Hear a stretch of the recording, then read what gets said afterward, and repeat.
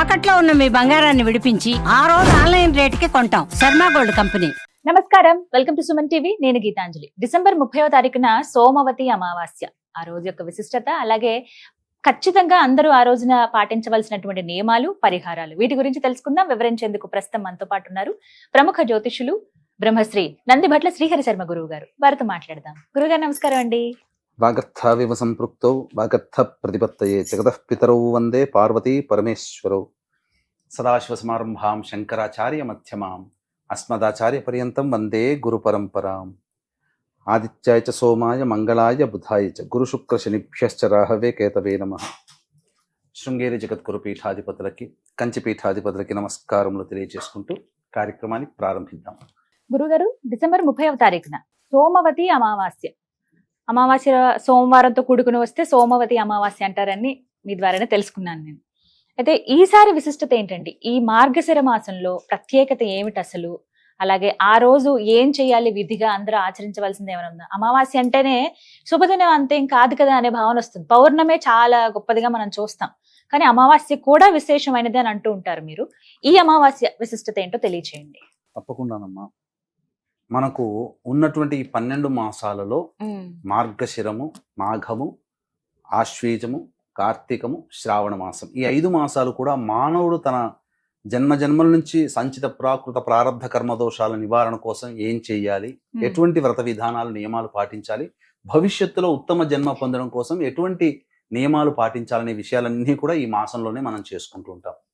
అయితే ప్రధానంగా ఆదివారం అమావాస్య వస్తే చాలా విశేషం తాంత్రికవేత్తలకి. ఆదివారం పుష్యమి నక్షత్రం వచ్చిన పుష్యార్క యోగం, మంగళవారం అమావాస్య భౌమామాస్య, అలాగే సోమవారము అమావాస్య ఉంటే వాటిని సోమవతి అమావాస్య అని అంటారు. ఇది చాలా విశేషమైనటువంటిది. అందున ఈ సోమవతి అమావాస్య సంవత్సరానికి 2 లేదా 3 సార్ల కంటే ఎక్కువగా రాదమ్మా. కానీ ఈసారి మార్గశిర మాసంలో వస్తుంది కదా. మార్గశిర మాసంలోనే లక్ష్మీదేవి జన్మించిన అమావాస్య రోజున. కాబట్టి ఈ యొక్క లక్ష్మీ జన్మించినటువంటి రోజుగా మరియు సోమవతి అమావాస్య, ఇటు చంద్రుడికి అటు లక్ష్మికి ఇద్దరికి సంబంధించినటువంటి రోజుగా ఈ మార్గశిర అమావాస్య సోమవతి అమావాస్యని చెప్పవచ్చు. గురుగారు, ఒక ప్రశ్న అండి. అంటే మీరు ఎప్పుడు చెప్తూ ఉంటారు, ఏదన్నా పర్వదినం ఉంటే ఏదో ఒక విశేషం ఉండనే ఉంటుంది, దానికి తగ్గట్టుగా పూజలు చేసుకుని నియమాలు అవి పాటించితే గనక ఆ పరిహారం కూడా అవుతుంది, చక్కగా ఉంటారని చెప్పి. అయితే ప్రత్యేకించి ఈసారి మహిళలకి సంబంధించి అడుగుదాం అనుకుంటున్నాను. అంటే కేవలం ఒక్కలనే కాకుండా పెళ్లి కాని అమ్మాయిలు ఎవరైతే ఉంటారో, రాబోయే భర్త చాలా అంటే వీరికి ఇష్టంగా, వీళ్ళతో పాటు ఎప్పుడు అన్యోన్యంగా ఉండే విధంగా అలాంటి భర్త రావాలంటే ఎటువంటి వ్రతం గాని, ఏమైనా పూజ గాని ఈ అమావాస్య రోజు చేయాలి.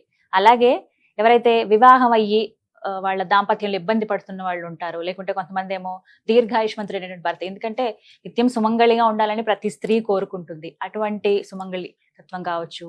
అలాగే పిల్లలు ఉన్నటువంటి తల్లులు ఎవరైతే ఉంటారో, పిల్లలు ఎప్పుడు చక్కగా, ఎందుకంటే పిల్లలు ఎంత బాగుంటే తల్లి అంత ఆరోగ్యంగా ఉంటుంది, ఆనందంగా ఉంటుంది. ఇలా ఈ 3 మహిళలు ఎవరైతే ఉన్నారో వీళ్ళ ఈ కేటగిరీస్ లో చూసుకుంటే వీళ్ళందరూ సంతోషంగా పూజ చేసుకునేలాగా, వ్రతం ఆచరించేలాగా ఏదైనా పరిహారం గాని ఈ అమావాస్య రోజున ఉందా? ఉందమ్మా. మనకు ద్వాపర యుగంలో ఉన్నటువంటి జరిగినటువంటి గాథల్ని గనక మనం తెలుసుకున్నట్లయితే తప్పకుండా దీనికి సంబంధించినటువంటిది వ్రత విధానం ఒకటి ఉంది. అమావాస్య రోజు చేసేది. కురుక్షేత్ర యుద్ధం అయిపోయిన తర్వాత ధర్మరాజుల వారు తన యొక్క సోదరులని, ద్రౌపదిని, వీళ్ళందరినీ వెంట పెట్టుకుని భీష్ముడి దగ్గరికి వెళ్తారు. వెళ్ళిన తర్వాత అప్పుడు భీష్ముడిని అడుగుతాడు, తాత, దుర్యోధను యొక్క అహంకార ప్రభావం వలన ఈ భూమండలం అంతా నాశనం అయిపోయింది. నాశనం అంటే ఆయన దృష్టిలో ఏంటి, మొత్తం సైనికులు, భటులు వీళ్ళందరూ ఉన్నారు కదా, అందరూ మరణించారు. ఇటువైపు అటువైపు అందరూ మరణించారు. కొద్ది మంది మాత్రమే మిగిలారు. ఎవరు మిగిలారు, ఏ కేటగిరీలో మిగిలారంటే ఆడవాళ్ళు, అనగా భార్యలు, వాళ్ళకి కలిగినటువంటి చిన్న చిన్న సంతానం, వాళ్ళు మిగిలారు. పంచపాండవులు, వీరితో పాటు సాత్యకి, కృపుడు, ఇట్లాంటి వాళ్ళు కొంత, అశ్వత్థామ, ఇట్లాంటి వాళ్ళు కొంతమంది మిగిలారు. అందరూ విగత జీవులైపోయారు. మరి ఈ సృష్టి అంతా మళ్ళీ పునఃప్రారంభించాలి కదా. ఈ సృష్టి ఉండాలి అని అంటే ఆ చిన్న చిన్న పిల్లలు, భటుల భార్యలు, వీళ్ళందరూ ఉన్నారు కదా, వాళ్ళ పిల్లలందరూ పెరిగి పెద్దవాళ్ళు అవ్వాలి, చిరంజీవులుగా అవ్వాలి. ఆడవాళ్ళకి చిరంజీవులైనటువంటి భర్తలు రావాలి. వీళ్ళని దృష్టిలో పెట్టుకొని పిల్లలు దీర్ఘాయుష్మంతులుగా ఉండాలి అంటే, అలాగే కన్యలకి దీర్ఘాయుష్మంతుడైనటువంటి భర్త లభించాలి అంటే, వైధవ్యం రాకుండా ఉండాలి అని అంటే ఎటువంటి నియమాన్ని పాటించాలి తాత అని చెప్పి అడుగుతారు. అన్నప్పుడు సోమవారము అమావాస్య కలిసి వచ్చినటువంటి సోమవతి అమావాస్య రోజున ఈ యొక్క వ్రత విధానం అనేటువంటిది ఆచరించుకున్నట్లయితే తప్పకుండా అటువంటి పిల్లలున్న మనగా సంతానము బాలురైనా బాలికలైనా కలిగినటువంటి తల్లి ఈ వ్రతం ఆచరిస్తే తప్పకుండా ఆ పిల్లలు దీర్ఘాయుష్మంతులు అవుతారు. బాలికలకి దీర్ఘాయుష్మంతుడైనటువంటి భర్త భవిష్యత్తులో వస్తాడు అని చెప్పడం జరిగింది. ఎందుకనంటే సమాజాన్ని దృష్టిలో పెట్టుకొని ధర్మరాజు అడిగాడు. దానికి పర్యవసానమైనటువంటి ఏం చేయాలనేది భీష్ముడు చెప్పాడు. ఇదే సోమవతి అమావాస్య వ్రతం. కాబట్టి ఈ వ్రతాన్ని ఆచరించిన వాళ్ళందరికీ కూడా శుభ ఫలితాలు. ఇది నేను సొంతంగా చెప్పింది కాదమ్మా, సాక్షాత్తు ధర్మరాజే భీష్ముడి చేత అడిగినటువంటిది, భీష్ముడి నోట వెంట వచ్చినటువంటి వ్రత విధానం. ఇది మనకు ఈ సోమవతి అమావాస్య అనేటువంటిది 2 సందర్భాలలో 2 రకాలుగా మనకు తెలియవస్తుంది. క్లుప్తంగా తెలియచేస్తాను. భర్త యొక్క ఆజ్ఞను మీరి తండ్రి పిలవకపోయినా పిలవని పేరంటానికి వెళ్ళినటువంటి సతీదేవి అక్కడ అవమానాలకు గురై భర్తకి తిరిగి ముఖం చూపించలేకపోవడం చేత అగ్నికి ఆహుతి చేసుకుంటుంది. భార్య మన్నించిందనేటువంటి కోపోద్రిక్తుడైనటువంటి పరమేశ్వరుడు జటాజూటం నుంచి వీరభద్రుని సృష్టించాడు. వీరభద్రునికి సృష్టికి కారణం దక్షయజ్ఞ ధ్వంసము. ఈ దక్షయజ్ఞ ధ్వంసం జరుగుతున్నప్పుడు నవగ్రహాలు వచ్చి చేరాయి. అందున సూర్యచంద్రుల వారు కూడా వచ్చి కూర్చున్నారు. ఆ వీరభద్రుడు సూర్యుడిని దవడలు పగిలేటట్టుగా కొట్టాడు. అందువల్ల దవడలు ఉండవు సూర్యుడికి, పండ్లు ఈ దవడలు అంటే దంతాలు ఉండవు. అందుకనే ఆదివారం రోజున ఉదయిస్తున్నటువంటి సూర్యుడికి గోధుమ నూక బాగా ఉడికిన తర్వాత పదార్థాన్ని నైవేద్యంగా పెడతారు. ఉడికిన పదార్థమే సూర్యుడికి నైవేద్యంగా ఉంటుంది ఎప్పుడు కూడా, నమలలేడు. చంద్రుడిని ఏం చేస్తాడు వీరభద్రుడు? ఇష్టం వచ్చినట్టు కొడతాడమ్మా. రక్తాలు కారుతాయి, బొబ్బలు ఎక్కుతాయి. ఈ బాధని భరించలేకపోయి తోడల్లుడైనటువంటి ఈశ్వరుని దగ్గరికి వెళ్ళినప్పుడు, ఈశ్వర నీ యొక్క సృష్టిలో ఉన్నవాడే వీరభద్రుడు నన్ను ఇట్లా చేశాడు, నేను బాధలు పడలేకపోతున్నాను, ఇక బాధల నుంచి తప్పించుకునే మార్గం లేదా అంటే, వచ్చే సోమవారం నాడు అమావాస్య వస్తుంది, ఆ రోజున నువ్వు నన్ను అర్చించు, తప్పకుండా నీకు సమస్య పరిష్కారం అవుతుందనంటే ఆ సోమవారం రోజున చంద్ర భగవానుడు ఈశ్వరుణ్ణి పూజిస్తాడు. అభిషేకము వివిధ ద్రవ్యాలతో అర్చన చేస్తాడు. తత్ఫలితముగా అతనికి కలిగినటువంటి దేహము కలిగినటువంటి బాధలన్నీ తొలగిపోతాయి. ఇక ఆ రోజు నుంచి అంటే చంద్రుడు సోమవారము అమావాస్య కలిసి వచ్చినటువంటి రోజున ఈశ్వరుని పూజ చేశాడు కాబట్టి సోమవతి అమావాస్య రోజున శివాభిషేకం అనేటువంటిది ఖచ్చితంగా చేయడం ఆచారంలోకి వచ్చింది. ఇక 2వ గాథ ఇప్పుడు చెప్పినటువంటి ఈ యొక్క భీష్ముడు అందించినటువంటి సోమవతి అమావాస్య వ్రతం.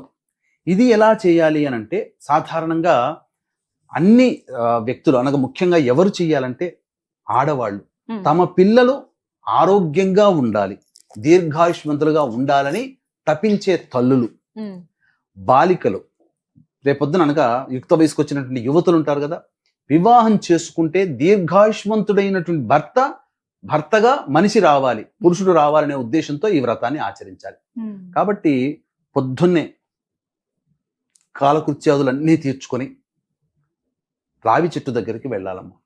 రావి చెట్టు దగ్గరికి వెళ్ళి అక్కడ ఆ రావి చెట్టు కింద తూర్పు వైపు మనం తూర్పు వైపు ఫేస్ పెట్టాలి. ఒక చక్కగా ఒక పీట, ఆ పీటకి పసుపుతో రంగరించి అష్టదళ పద్మం వేసి దాని మీద ఒక తెల్లటి బట్ట వేసి అక్కడ దాని మీద లక్ష్మీనారాయణుడి యొక్క చిత్రపటం పెట్టాలి.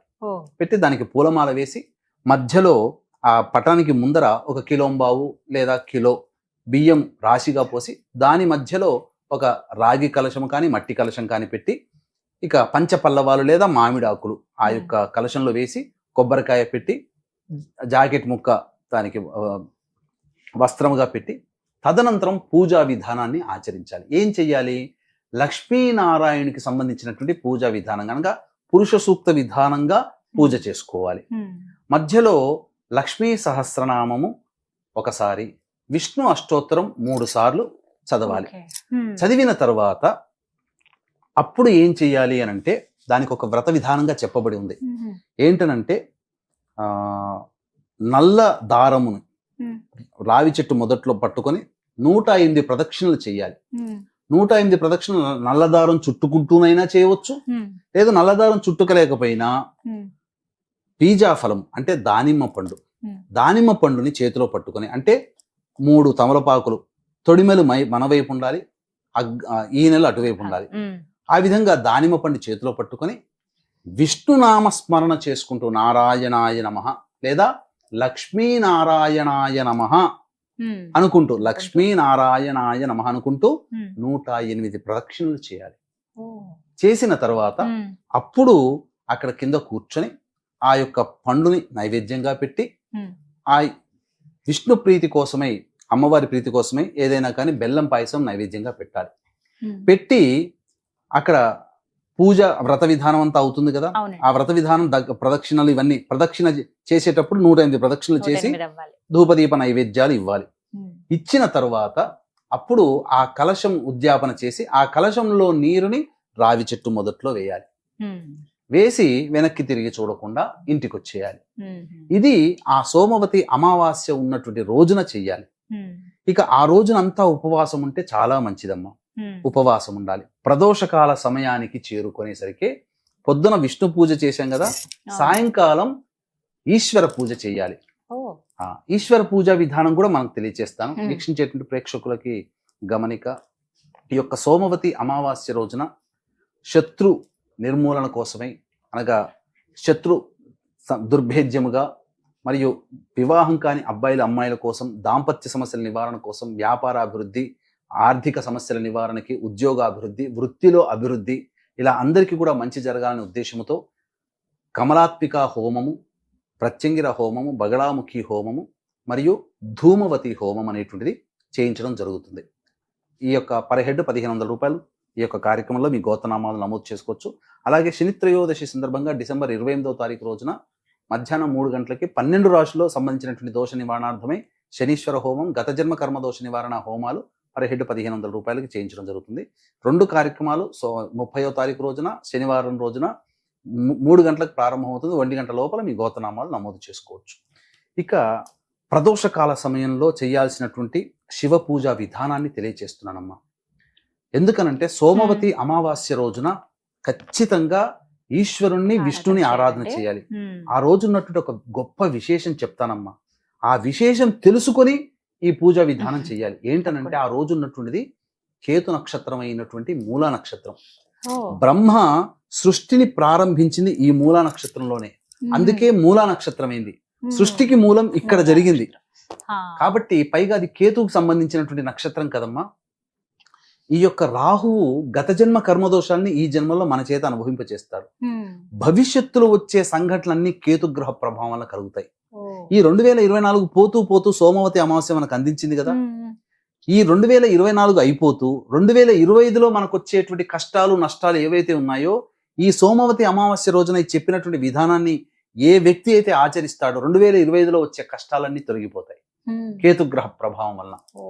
కాబట్టి ప్రదోషకాల సమయం సుమారు 5:22 ప్రదోషం అనగా సూర్యాస్తమయం అవుతుంది. దానికంటే 45 నిమిషాల ముందర అనగా 4 గంటల కల్లా శివాలయానికి చేరుకొని అక్కడ శివాలయంలో అభిషేకం జరిపించుకోవాలమ్మా. వీలైనంతగా మీకున్నటువంటి అన్ని ద్రవ్యాలతో అభిషేకం, చెరుకు రసంతో కానీ, పళ్ళ రసాలతో కానీ, పంచామృతాలతో కానీ, లేదా ఏవి లేకపోయినా మంచినీళ్లతోనైనా కానీ అభిషేకం.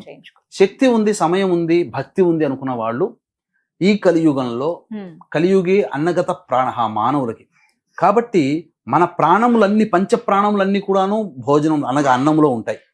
కాబట్టి ఈ యొక్క గంజి వార్చినటువంటి అన్నాన్ని మల్లెపూలలాగా పూలగా అవుతుంది కదా, గోరువెచ్చగా ఉన్నప్పుడు బాహ్యాంతరాలయం అనగా అంతరాలయంలో కాకుండా బాహ్యాలయంలో శివలింగం ఉంటుంది. శివాలయంలో అక్కడ నమకము చదువుతూనైనా లేదా శివాయ నమః అంటూనైనా కానీ ఆ శివలింగానికి అభిషేకం చేసి, ఒక ప్రదోషకాల సమయంలో అభిషేకం చేసిన తర్వాత ధూపదీప నైవేద్యాలు అర్చన చేస్తారు. ఈ అర్చన చేసేటప్పుడు 8 రకాల పుష్పాలతో అర్చన చేయాలి. అంటే చామంతి పూలు, శంకుపుష్పి పూలు, తామర పూలు, కలువ పూలు, మల్లెపూలు, గన్నేరు పూలు, ఇలా నందివర్ధనం పూలు, తీగకాడ మల్లెపూలు, ఇలా 8 రకాలైనటువంటి పుష్పాలతో స్వామికి అర్చన చేసి ధూపదీప నైవేద్యాలు. ఆ నైవేద్యంగా అభిషేకం చేసినటువంటి అన్నాన్ని భక్తులకి పంచవచ్చు, మనం ఇంటికి భోజనం చేయవచ్చు ఇంటికి వెళ్ళి.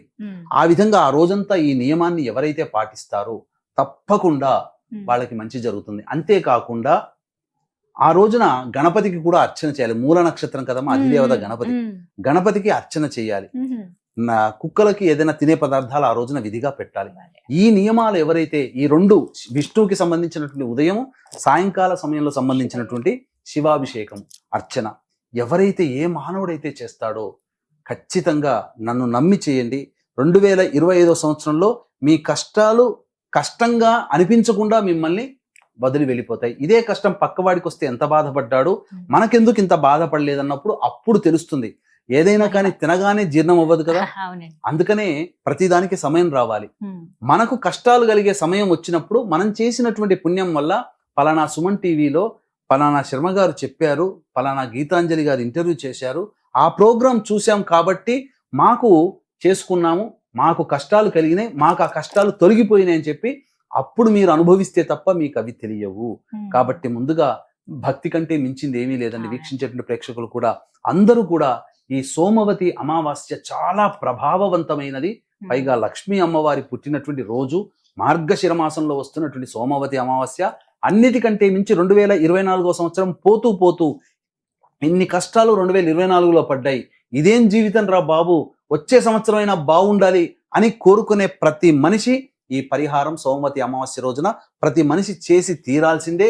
తత్ఫలితముగా దైవానుగ్రహాన్ని పొంది అప్పుడు మీరు ఆ మంచి సుఖాన్ని యోగాన్ని అనుభవిస్తారు అని చెప్పడంలో ఏమాత్రం సందేహం లేదు. చాలా చక్కటి పరిహారాలు గురుగారు. ఈ అద్భుతమైన రోజు వినియోగించుకోవాలి అందరూ కూడాను. చక్కగా వివరించారండి. ధన్యవాదాలు. సర్వం శ్రీ ఉమామహేశ్వర పరబ్రహ్మార్పణమస్తు.